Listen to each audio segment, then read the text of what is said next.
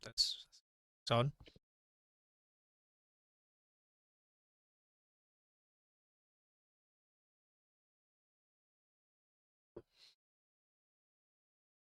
Bismillah. Assalamualaikum warahmatullahi wabarakatuh. Innal hamdalillah nahmaduhu wa nasta'inuhu wa nastaghfiruh wa na'udzu billahi min shururi anfusina wa min sayyiati a'malina. Man yahdihillahu fala mudilla lahu wa man yudlil fala hadiya lahu. Asyhadu an la ilaha illallah wa asyhadu anna Muhammadan abduhu wa rasuluh. Allahumma salli ala nabiyyina Muhammad wa ala ali Muhammad kama sallaita ala Ibrahim wa ala ali Ibrahim innaka Hamidum Majid. Ya ayyuhalladzina amanu taqullaha haqqa tuqatih wa la tamutunna illa wa antum muslimun. Ya ayyuhalladzina amanu taqullaha wa qulu qawlan sadida yuslih lakum a'malakum wa yaghfir lakum dhunubakum wa may yuti'illaha wa rasulahu faqad faza fawzan 'azima. Ba'd. Ayyuhal ikhwan rahimani wa rahimakumullah, saudara-saudari sekalian, Bapak Ibu sekalian, saudara pendengar Radio Roja Darussalam dan pemirsa streaming Facebook Roja Darussalam, Roja Palembang, begitu pula Kunci Kebaikan TV. Mudah-mudahan kita semua dirahmati oleh Allah Subhanahu wa taala. Alhamdulillah, Allah Subhanahu wa taala memberikan kesempatan kepada kita untuk kita bertemu di majelis ilmu. Meskipun jarak memisahkan kita, tetapi alhamdulillah dengan media yang ada, Allah Subhanahu wa taala berikan kesempatan kita untuk bisa belajar. Oleh karena itu, ayyuhal ikhwan wal akhwat, saudara-saudari sekalian yang mudah-mudahan kita semua dirahmati oleh Allah Subhanahu wa taala. Alhamdulillah, ya, kita bisa belajar, kita saling bisa mentransfer ilmu meskipun jarak memisahkan kita. Oleh karena itu kita minta kepada Allah Subhanahu wa taala agar Allah Subhanahu wa taala memberikan keistiqomahan kepada kita sampai akhir hayat kita. Amin ya rabbal alamin.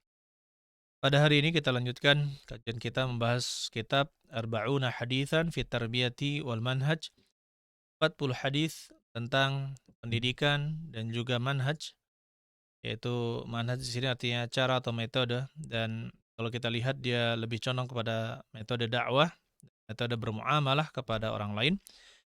Dan kita sudah memasuki hadis yang ke-24. Kita masuki hadis ke-24. Kita bacakan hadis yang ke-24 ini. An Abdullah ibn Amr radhiyallahu anhuma annahu qala. Diriwayatkan dari Abdullah ibn Amr radhiyallahu anhuma, mudah-mudahan Allah meridai keduanya. Annahu qala, beliau berkata, qala Rasulullah sallallahu alaihi wasallam, Rasulullah sallallahu alaihi wasallam bersabda, la yaqussu 'alan nasi illa amirun. Tidak ada yang boleh bercerita kepada manusia illa amir, kecuali pemimpin. Au ma'murun, atau orang yang disuruh. Au mura'in, atau orang yang riya, ya, atau orang yang riya. Tidak ada yang bercerita kepada manusia kecuali yang pertama pemimpin, atau yang disuruh, orang yang disuruh pemimpin maksudnya. Kemudian yang ketiga adalah mura'in, orang yang riya, orang yang sukanya menampakkan amalan yang telah dia lakukan. Nah, di sini ya ikhwan, hadis ini diriwayatkan oleh Imam Ahmad, begitu pula Ibnu Majah, dan hadis ini dihasankan oleh para ulama. Dan lafaz sejenisnya disebutkan dalam Ibnu Majah, ya, dan juga Abu Daud. Baik. Hadis ini diriwayatkan oleh Abdullah bin Amr, yaitu bin Al-As, dan berbicara tentang larangan tentang bercerita. Jadi kalau misalnya Rasulullah SAW menyebutkan bahwa yang bercerita, yang boleh bercerita itu, yang bercerita itu ada tiga jenis orang. Yang pertama adalah pemimpin, yang kedua adalah orang yang disuruh oleh pemimpin. Kemudian yang ketiga, kalau tidak bukan pemimpin dan orang yang disuruh pemimpin, maka dia itu mura'in, orang yang riya, ya, orang yang riya. Maka di sini terdapat, walaupun ini bentuk pengabaran dari Nabi Shallallahu Alaihi Wasallam, ya, tetapi di sini terdapat larangan. Tidak boleh orang bercerita atau membuka majelis, kemudian dia bercerita di sana, ya, menceritakan sesuatu atau menceritakan hal-hal yang terkait dengan agama ini, yang terkait dengan agama, ya, kecuali pemimpin atau orang yang disuruh oleh pemimpin. Adapun orang yang lain maka tidak berhak untuk bercerita. Maka tidak berhak untuk bercerita. Dan ini hadis Nabi Shallallahu Alaihi Wasallam. Kalau kita lihat kaitannya pemimpin dan orang yang dipimpin, ini sangat erat. Orang yang disuruh untuk bercerita, maka ini sangat erat kaitannya dengan keadaan masyarakat, erat kaitannya dengan kemaslahatan-kemaslahatan masyarakat, karena banyak sekali orang yang bercerita itu bisa memberikan pengaruh, pengaruh baik yang baik ataupun pengaruh yang buruk untuk masyarakat dengan cerita yang disampaikan oleh orang yang bercerita. Sehingga Nabi Shallallahu Alaihi Wasallam memperhatikan maslahat ini, ya, memperhatikan masalah ini. Jadi tidak sembarangan orang bisa bercerita, membuka majelis cerita. Saudara Saudari sekalian yang mudah-mudahan kita dirahmati oleh Allah Subhanahu wa taala. Untuk orang yang pertama yaitu orang yang menjadi pemimpin. Orang yang menjadi pemimpin maka dia tahu apa yang baik untuk masyarakatnya dan apa yang tidak baik. Jadi ketika dia bercerita maka ini bermanfaat untuk masyarakat secara umum. Kemudian yang kedua, orang yang disuruh oleh pemimpin. Gitu pula ini juga menjadi wakil dari pemimpin untuk bercerita di masyarakat, sehingga bermanfaat untuk masyarakat umum. Pemimpin itu tahu apa yang baik untuk diceritakan dan apa yang tidak baik untuk diceritakan. Karena ini berkaitan dengan keamanan, kepercayaan, dan juga prestasi, begitu pula manfaat yang besar, maslahat-maslahat yang besar di dalam masyarakat. Sehingga pemimpin menimbang permasalahan-permasalahan seperti ini. Oleh karena itu, ya ikhwan, ada berita-berita yang layak disebar. Kemudian ada berita-berita yang tidak layak disebar. Tidak semua berita itu kita sampaikan. Tidak semua berita itu kita sampaikan. Kata Rasulullah SAW, "Kafa bil mar'i kadziban an yuhadditsa bikulli ma sami'." Cukuplah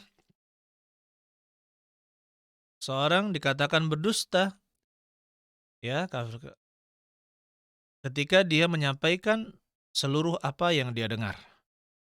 Jadi seluruh yang didengar kemudian disampaikan, dia dengar disampaikan kepada orang lain. Nah, di sini tanpa mempertimbangkan maslahat dan mafsadat. Maka yang seperti itu bukanlah orang yang baik. Orang yang baik adalah orang mukmin itu tidak semua berita yang dia dapat dia sampaikan kepada orang lain. Meskipun berita tersebut benar. Meskipun berita tersebut benar dan dia sudah pastikan. Tidak semua berita harus di-share, harus disebarkan kepada yang lain. Orang mukmin akan memperhatikan apakah di sini setelah memastikan beritanya itu benar atau tidak. Ketika dia tahu bahwa berita itu benar, maka dia lihat lagi kondisinya, apakah ini bermanfaat dalam jangka pendek dan jangka panjang ataukah tidak. Jika hanya bermanfaat dalam jangka pendek, ya, tapi tidak bermanfaat dalam jangka panjang, maka dia tidak berbicara. Dia sembunyikan berita tersebut atau kabar tersebut. Kenapa? Karena bisa berdampak untuk jangka panjang. Tetapi kalau misalkan berita tersebut setelah dia pikir ini bermanfaat untuk jangka pendek dan juga untuk jangka panjang, ya, kemudian dia sudah timbang dengan baik hal tersebut, maka kemudian dia ceritakan dan dia tahu apa yang dia sampaikan, maka yang seperti ini tidaklah menjadi masalah. Oleh karena itu ya ikhwan, kita kembali kepada hadis ini. Jadi tidak sembarang orang boleh bercerita. Tidak sembarang orang boleh bercerita. Kemudian saudara-saudara sekalian, pernah terjadi di tahun 284 Hijriyah, diumumkan di Masjid Jami' di Baghdad, di kota Baghdad, diumumkan ya, atas perintah khalifah pada saat itu, tentang larangan untuk berkumpul-kumpul dengan tukang cerita, dan juga melarang orang yang bercerita untuk duduk, membuat majelis. Ya, larangan orang untuk duduk mengelilingi tukang cerita, begitu pula tukang cerita dilarang untuk membuat majelis. Kenapa? Karena mulai didapatkan di masa khalifah pada saat itu, eh, mendengar cerita-cerita yang bermacam-macam jenisnya. Dan sebagaimana kebiasaan orang yang bercerita, maka untuk menarik ceritanya menjadi menarik, maka dia menyusupi dengan hal-hal yang berbeda atau hal-hal yang tidak biasa, atau kita katakan hal-hal yang asing didengar telinga. Nah, hal-hal yang asing didengar telinga ini bisa saja dia berasal dari hadis-hadis yang dhaif, yang lemah, atau hadis-hadis yang palsu, atau hanya cerita-cerita yang tidak bisa dipertanggungjawabkan, atau dari sumber-sumber agama lain yang tidak jelas. Dengan demikian, ketika ini dibebaskan kepada seluruh orang untuk bercerita, maka tidak bisa dipertanggungjawabkan.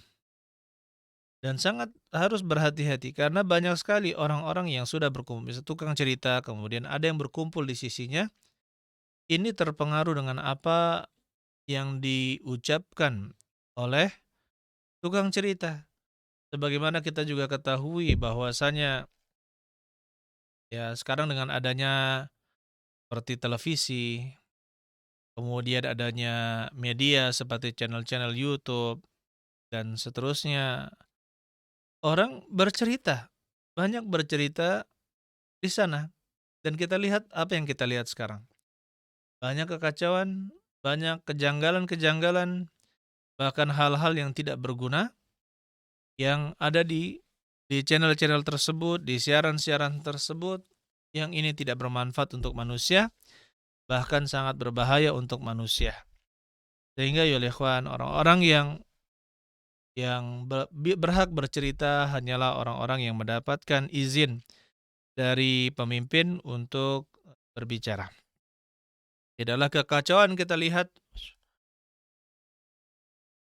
di berbagai macam belahan dunia ini, kecuali karena apa? Karena banyaknya tukang cerita, banyak yang menghasut, ya, yang menceritakan hal tersebut. Dan kita ingat, pengaruh cerita ini masuk ke dalam alam bawah sadar. Masuk ke dalam alam bawah sadar. Jika yang nah ini masalahnya, jika ceritanya tersebut membawa kepada kesalahan dan kesesatan, maka dia akan bercongkol. Dia akan menetap di dalam hati seseorang dan sulit terlepas. Sulit terlepas. Oleh karena itu, ya sangatlah benar sabda Nabi Shallallahu Alaihi Wasallam tentang yang berhak bercerita itu hanyalah pemimpin dan orang yang disuruh. Adapun selain itu seperti orang yang lain, maka itu adalah mura'in, itu orang yang ria. Saudara-saudara sekalian, Al-Imam Abu Qilabah mengatakan, Ma amatal ilma illal qussas. Tidaklah ada yang mematikan ilmu kecuali tukang kisah. Ya, tukang-tukang kisah. Yujalisur rajulu al-qassa sanatan fala yata'allaq minhu bisyai'. Ada seseorang yang duduk mendengar tukang cerita selama 1 tahun, maka dia tidak mendapatkan apa-apa darinya. Wa yujalisul alima fala yaqum hatta yata'allaqa minhu bisyai'. Dan tidaklah dia duduk di majelis seorang alim, yaitu seorang ulama, kecuali tidaklah dia beranjak dari tempat duduknya kecuali akan menempel ya darinya sebagian ilmu. Menempel darinya sebagian ilmu. Ini perbedaan antara duduk di majelisnya tukang cerita dan duduk di majelisnya seorang ulama. Dan duduk di majelisnya seorang ulama. Ada perbedaan yang sangat besar. Dan kita sekarang, di masyarakat kita ini banyak orang yang bukan da'i dan bukan ustadz dan juga bukan ulama. Membuat majelis dan mereka bercerita. Pokoknya apa yang bisa menjadi cerita, dia cerita. Akhirnya menjadi tukang cerita. Ketika kita duduk di sana, mungkin kita tertawa, mungkin kita sedih, mungkin kita terharu, mungkin kita ya terpana gitu ya. Dan tidak ada ilmu yang didapatkan kecuali hanya itu. Tetapi ketika kita duduk di hadapan para ulama, dari awal kita duduk, maka kita lihat adabnya, adab beliau. Ketika beliau menyampaikan, tidaklah kecuali dalamnya ada nasihat-nasihat. Kemudian di sana banyak ilmu yang disampaikan oleh para ulama. Ya, ada ilmu yang disampaikan oleh para ulama. Sehingga tidaklah dia beranjak dari tempat duduk kecuali ada ilmu yang bisa dia catat, ada ilmu yang menempel di dalam hatinya sehingga ilmunya semakin bertambah. Berbeda dengan bermajelis atau duduk di majelisnya orang yang suka cerita. Saudara-saudari sekalian, Bapak Ibu sekalian, yang mudah-mudahan kita dirahmati oleh Allah Subhanahu wa taala. Al-Imam Ahmad ditanya tentang duduk di majelis tukang cerita. Maka kata beliau, idza kana al-qassu saduqan fala ara bi mujalasatihi ba'san."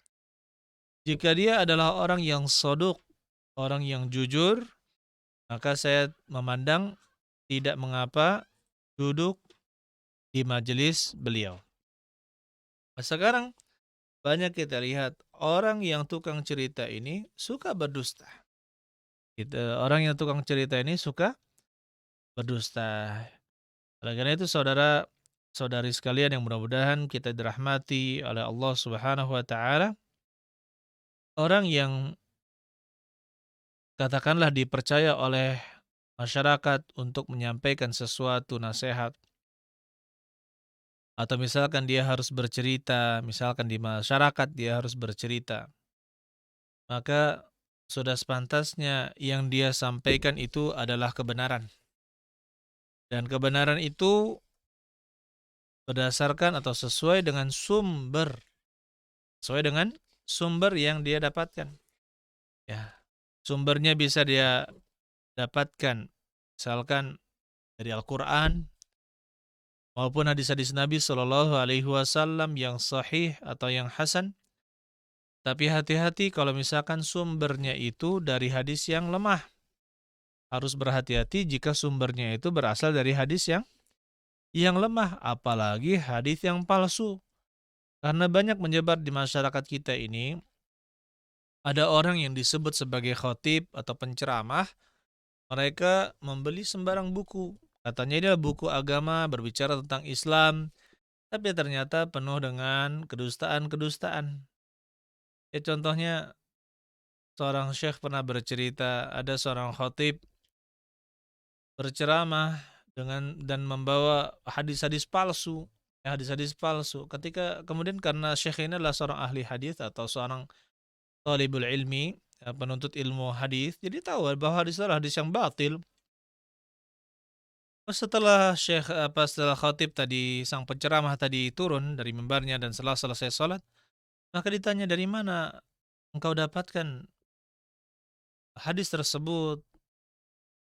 Tanya, oh saya dari kitab Mawdu'at Ibnul Jauzi. Dari hadis, dari Mawdu'at, dari kitab Mawdu'at karangan Ibnul Jauzi. Maka dari situ terkaget-kagetlah syekh ini atau penuntut ilmu ini dari apa yang dikabarkan. Karena apa? Memang di dalam bahasa Arab arti maudu'at itu tema-tema atau pokok bahasan-bahasan. Tapi kalau dalam istilah ahli hadis, arti maudu'at itu adalah kumpulan hadis-hadis palsu. Kumpulan hadis-hadis palsu. Kalau kita lihat kumpulan hadis-hadis palsu itu banyak yang asing di telinga, banyak yang janggal, dan bertentangan dengan ilmu yang benar. Sehingga apa ya ikhwan? Nah, di sini para penceramah ini tidak tahu istilah hadis, istilah ulama hadis. Kalau arti maudhu adalah palsu. Jadi dia menyangka dia beli di perpustakaan atau di toko buku dengan judul maudhu'at, ya. Dia kira adalah maksudnya adalah pokok bahasan-bahasan, ternyata isinya adalah hadis-hadis yang palsu. Nauzubillahi min dzalik. Inilah karena kebodohan ya orang tersebut. Kemudian ayyuhal ikhwan rahimani wa rahimakumullah. Kemudian silahkan setelah dari hadis maka cerita-cerita atau asar-asar dari para sahabat. Asar-asar dari para sahabat yaitu kabar-kabar yang didapatkan dari para sahabat, dari para tabi'in dan orang-orang saleh yang bisa dipertanggungjawabkan dan tidak bertentangan dengan akidah yang sahihah. Tidak bertentangan dengan akidah yang sahihah. Karena pada cerita yang dusta itu terkandung penentangan atau pertentangan dengan apa? Dengan akidah yang benar, akidah yang lurus. Rasulullah Allah Subhanahu wa taala menyuruh kita mencontoh atau mengambil suri teladan dari orang-orang sebelum kita. Allah Subhanahu wa taala katakan, "Ulaikal ladzina hadallah fabihudahu muqtadih." Mereka itulah orang-orang yang Allah telah beri petunjuk, fabihudahu muqtadih, dan dengan petunjuk mereka iqtadih, ya, ambillah suri teladan. Ambillah suri teladan. Begitu pula dalam surat Ali Imran, Allah Subhanahu wa taala berfirman, "Inna fi dzalika la'ibratan liulil absar." Sesungguhnya pada hal tersebut terdapat ibrah atau pelajaran untuk orang-orang yang melihat. Saudara-saudara sekalian yang mudah-mudahan kita dirahmati oleh Allah Subhanahu wa taala. Kemudian kita juga bisa menceritakan tentang berita-berita yang benar yang bisa dipertanggungjawabkan, sumbernya pun memiliki jalur periwayatan. Contohnya saya pernah diceritakan oleh dizolimi, seorang yang dizolimi karena tanahnya diambil ya lumayan banyak oleh orang lain. Kemudian orang yang menzolimi ini yang mengambil tanah orang tersebut ternyata meninggal, dan ketika ingin dikuburkan ya bumi menolaknya. Kuburannya kembali mengecil, tidak bisa dimasukkan. Digali lagi kembali mengecil, digali lagi kembali mengecil. Keluarganya pun paham bahwa yang dilakukan selama dia hidup di dunia ini adalah merampas tanah orang lain. Ngambil tanah harta batasan itu dipindah, patok-patok tanah itu dipindah, diambil oleh orang lain. Dia mengambilnya. Oleh karena itu ya ikhwan rahimani wa rahimakumullah, saudara-saudari sekalian yang mudah-mudahan kita dirahmati oleh Allah Subhanahu wa taala. Kemudian diteleponlah pemilik tanah yang dirampas tersebut. Akhirnya apa yang dia lakukan? Ya, dimaafkan. Setelah dimaafkan, dimaafkan lewat telepon, akhirnya barulah ya sang jenazah bisa dikuburkan. Karena setelah mendapatkan ridho dari orang yang tanahnya dizolimi tersebut. Ini kisah-kisah yang katakanlah bisa dipertanggungjawabkan karena sumbernya jelas. Orangnya juga jujur, ahli ibadah. Tapi kalau misalkan kita mendapatkan kisah-kisah dari orang yang tidak jelas, suka berdusta, maka kita katakan hindari kisah-kisah tersebut sebelum kita benar-benar tasabbut atau cross check, cek dan recheck, cek dan kembali mengeceknya dan cross check, ya, dilihat dari orang lain berita tersebut. Saudara-saudara sekalian yang mudah-mudahan kita dirahmati oleh Allah Subhanahu wa taala. Kemudian untuk majelis cerita, ya, tidak disarankan untuk berlama-lama. Boleh kita bercerita, tetapi jangan sampai majelis ilmu kita dipenuhi dengan cerita-cerita sehingga ilmunya sangat sedikit. Ilmunya sangat sedikit. Ini bertentangan dengan apa yang diajarkan oleh para ulama dari zaman dahulu. Mereka hanya menjadikan cerita itu hanya sekadar bumbu dan bukan makanan pokok. Mereka menghidangkan ilmu tapi membumbuinya dengan beberapa kisah. Tapi kalau kita dapatkan orang-orang tiap menyampaikan ilmu, ilmunya misalkan 10%, 90%-nya adalah cerita dan tertawa-tertawa, maka kita katakan ayyuhal ikhwan, ini tidak diamalkan oleh para ulama sebelum kita. Oleh karena itu Al-Imam Zuhri mengatakan, "Idza tala al-majlis kana lisyaitani fihi nasib." Jika majelis itu panjang, ya, maka syaitan akan mengambil bagian di dalamnya. Saudara-saudari sekalian yang mudah-mudahan kita dirahmati oleh Allah Subhanahu wa taala. Ya, ini pembahasan tentang la yakussu 'alan nas illa amirun au ma'murun au mura'in. Tidak ada yang bercerita kepada manusia kecuali pemimpin atau orang yang disuruh, atau yang ketiga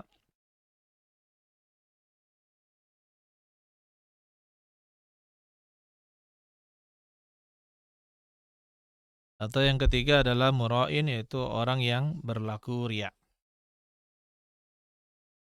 Saudara-saudari sekalian yang mudah-mudahan kita dirahmati oleh Allah Subhanahu wa taala, mengenai kisah itu sendiri jika disampaikan oleh orang yang benar,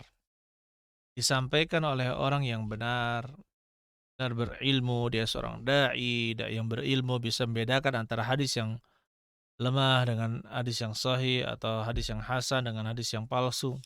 Dia bisa membedakan hadis-hadis seperti ini dan dia bisa meneliti kabar-kabar, apakah kabar ini bisa dipertanggungjawabkan atau tidak. Apakah kabar-kabar ini bertentangan dengan akidah yang sahihah ataukah tidak? Ya, maka di sini kisah-kisah yang memiliki faidah itu akan menjadi kisah yang bermanfaat. Menjadi kisah yang bermanfaat. Kenapa? Karena kita dapatkan kisah itu memiliki pengaruh yang luar biasa terhadap kepribadian seseorang. Kisah itu memiliki pengaruh yang sangat besar kepada kepribadian seseorang. Contohnya kita mendengar dari kecil tentang Nabi Nuh alaihi salam, yang mana beliau teguh mentaati perintah Allah Subhanahu wa taala untuk taat membuat kapal. Beliau diejek, beliau dicela, beliau ditertawai, dikatakan orang gila. Tapi coba lihat bagaimana keteguhan hatinya dalam agama Islam, dalam agama beliau, mentaati perintah Allah Subhanahu wa taala, hingga akhirnya apa? Orang-orang yang mengingkari beliau sebagai seorang nabi justru malah binasa dengan banjir yang sangat besar. Coba kita lihat, nah kisah seperti ini memperkokoh kita, ya, mengokohkan hati kita. Kalau ketika kita dari kecil mendengar kisah Nabi Musa alaihi salam bahwa beliau menghadapi para penyihir, maka ketika mendengarkan kisah ini, maka kita akan mengatakan, subhanallah, masa saya harus takut dengan syaitan? Masa saya harus takut dengan para penyihir? Masa saya disuruh meruqyah tidak berani, gitu kan? Kenapa?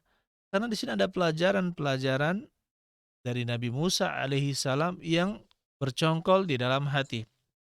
Apalagi ketika kita mempelajari sirah atau perjalanan hidup Nabi Muhammad sallallahu alaihi wasallam, maka kita akan dapatkan, ayyuhal ikhwan rahimani wa rahimakumullah, akan kita dapatkan pelajaran hidup yang luar biasa. Begitu pula dari kisah-kisah para sahabat yang bisa dipertanggungjawabkan, maka di sana terdapat pelajaran-pelajaran yang luar biasa dan akan berpengaruh kepada kehidupan seseorang.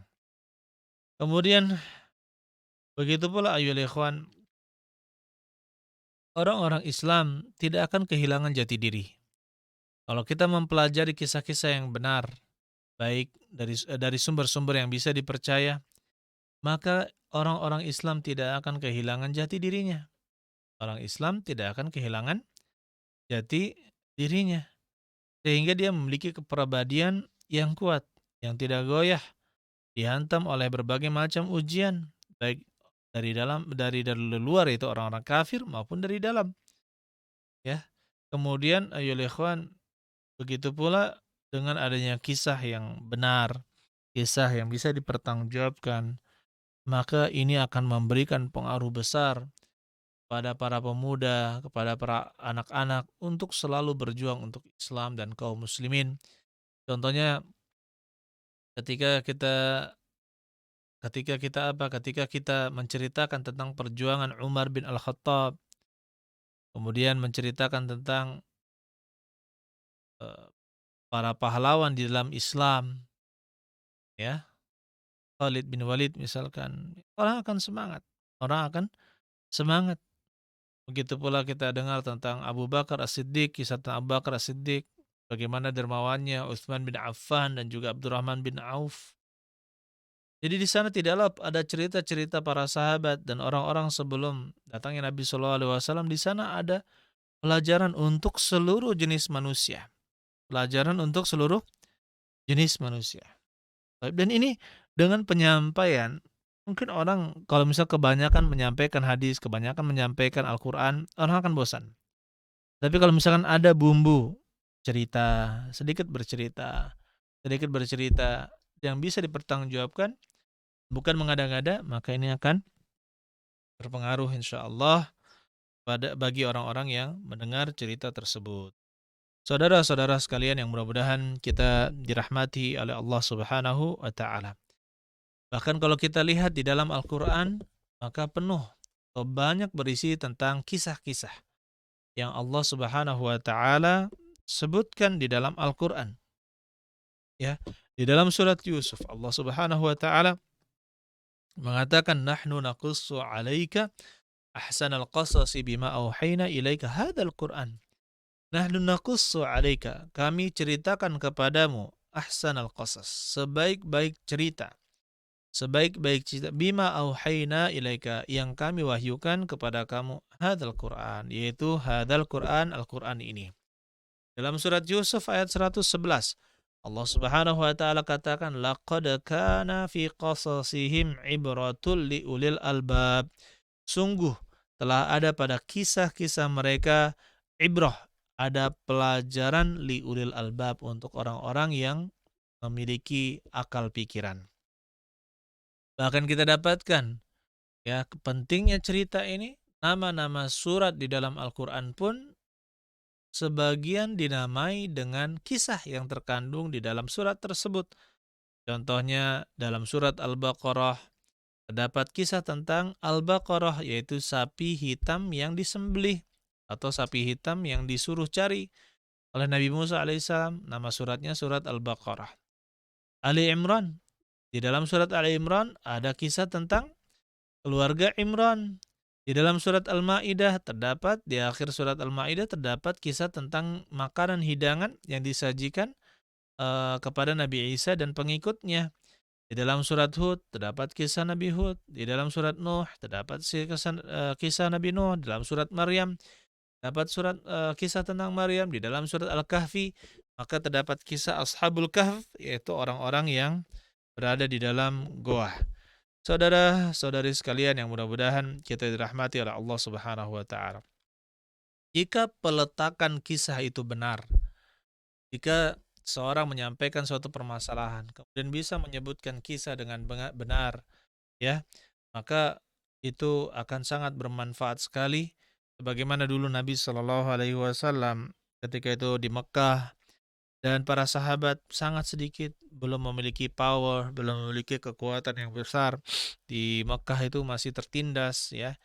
Maka ketika Nabi Shallallahu Alaihi Wasallam di bawah naungan Ka'bah, maka para sahabat meminta kepada Nabi Shallallahu Alaihi Wasallam, ya Rasulullah, wahai Rasul Allah, ala tad'u lana, ya, kenapa engkau tidak berdoa untuk kebaikan kami, untuk memenangkan kami, ala tastansiru lana, ya, mengapa engkau tidak minta tolong agar kami dimenangkan, kita dimenangkan.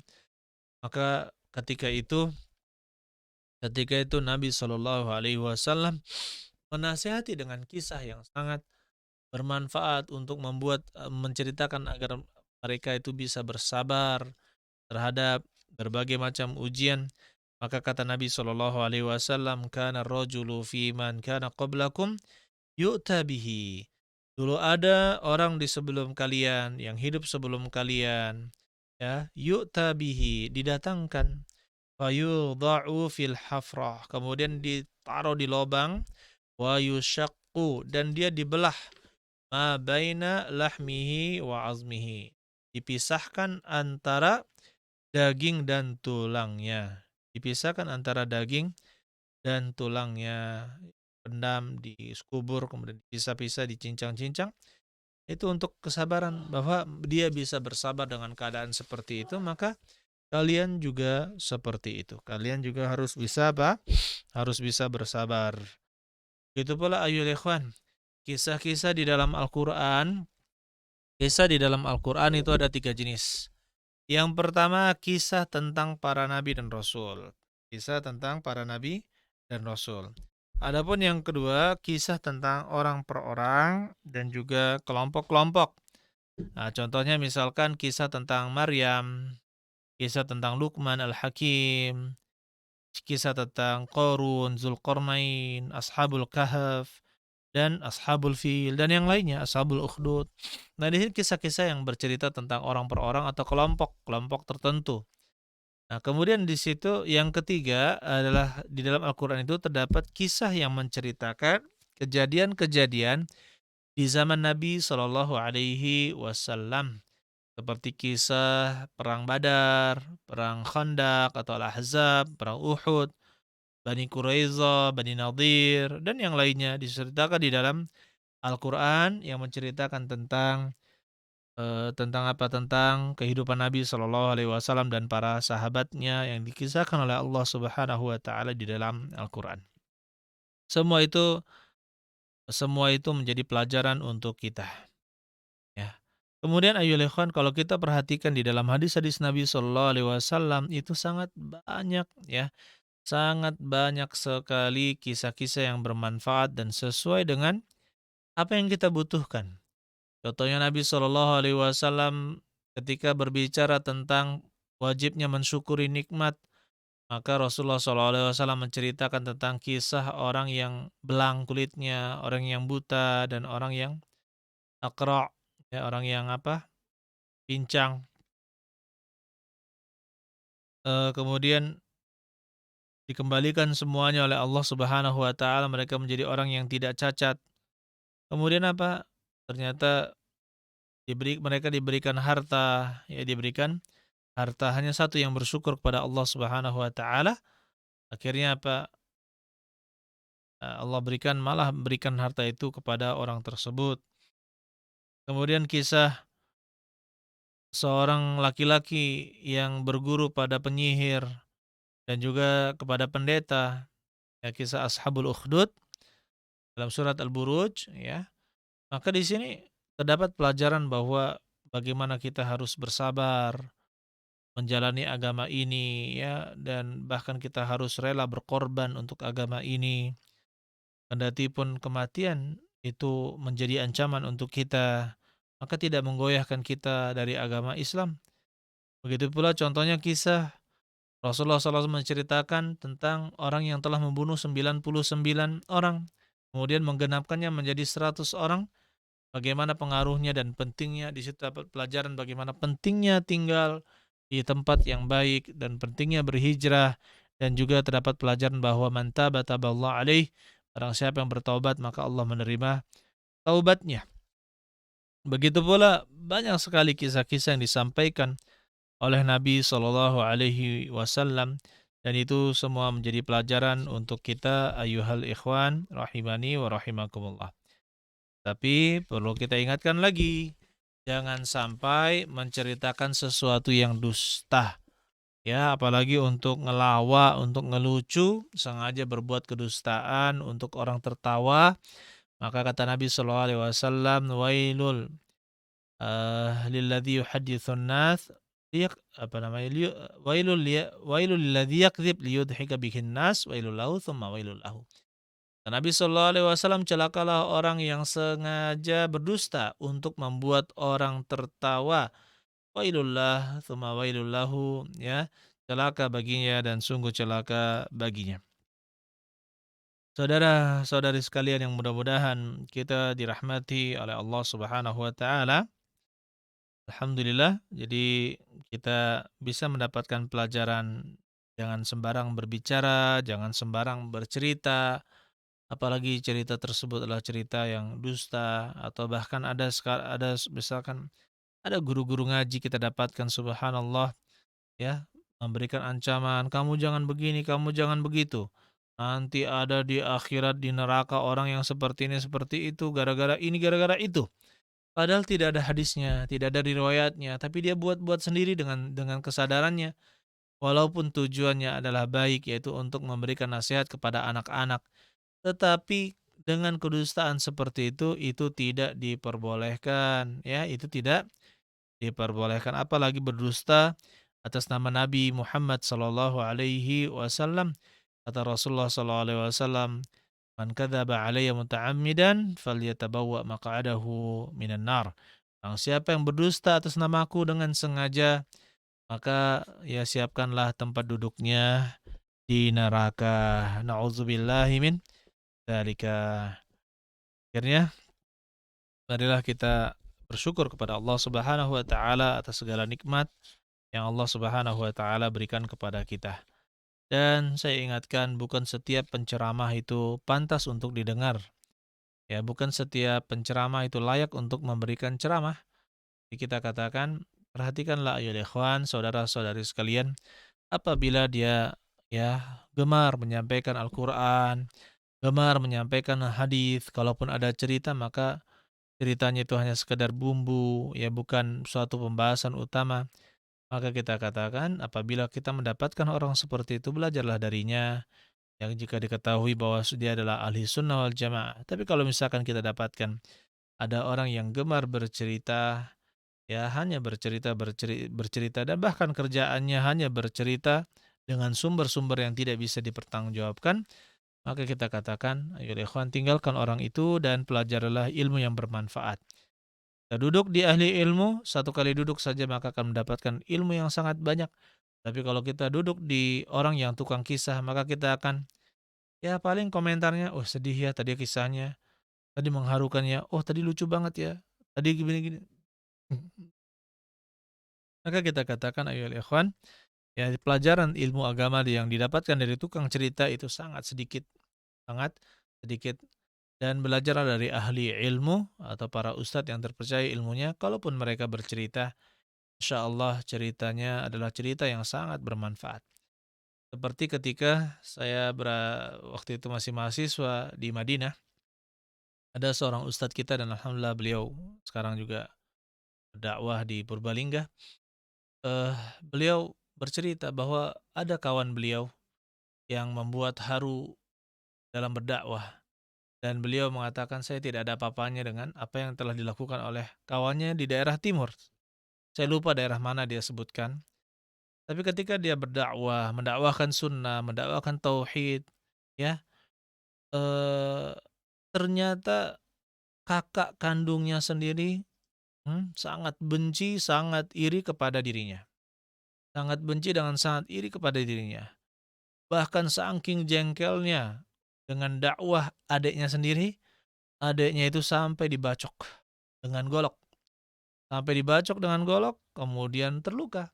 Kepalanya pun terluka. Alhamdulillah, Allah tidak menginginkan kematian kepada ustadz ini. Dan beliau terluka, berobat dan sebagainya. Terancam nyawanya pada saat itu. Dan alhamdulillah setelah itu ada kejadian, beliau tidak membalas, tidak tidak mau membalas, tidak mau membalas kakaknya tersebut, bahkan ketika kakaknya itu sakit parah ya, sakit parah di rumah sakit ya, seluruhnya diurus oleh adiknya, dicarikan dibiayai, kemudian dirawat dan sebagainya, sampai bapaknya, ustadz tersebut dan kakak ustadz tersebut bercerita, mengatakan "Itulah balasan adik kamu kepada kamu yang telah kamu golok. Kepalanya kamu telah bacok kepalanya. Ini balasannya." Jadi dengan demikian Masya Allah, dan penuh kesederhanaan dan kesabaran, dakwah bisa berkembang. Ya, dakwah bisa berkembang. Oleh karena itu ya ikhwan, dengan adanya kisah-kisah seperti ini akan membuat kita tidak goyah dengan berbagai macam tantangan hidup, ya. Tidak goyah dengan berbagai macam tantangan hidup, karena ada pelajaran-pelajaran dari orang-orang soleh sebelum kita yang itu bisa dijadikan pelajaran dan mengokohkan hati kita insya Allah.